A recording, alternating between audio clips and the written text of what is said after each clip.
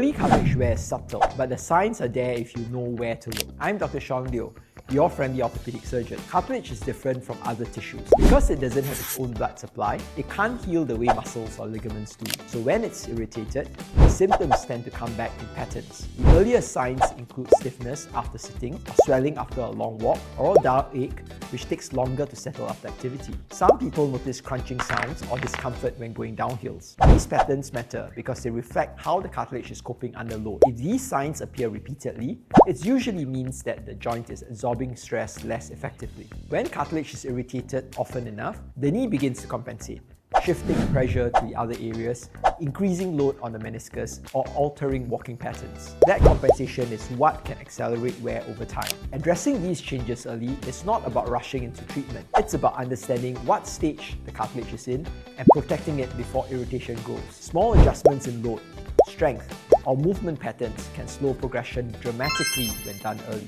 When you listen to early signals, you preserve joint health longer and make future recovery much easier. You deserve movements that feel natural again.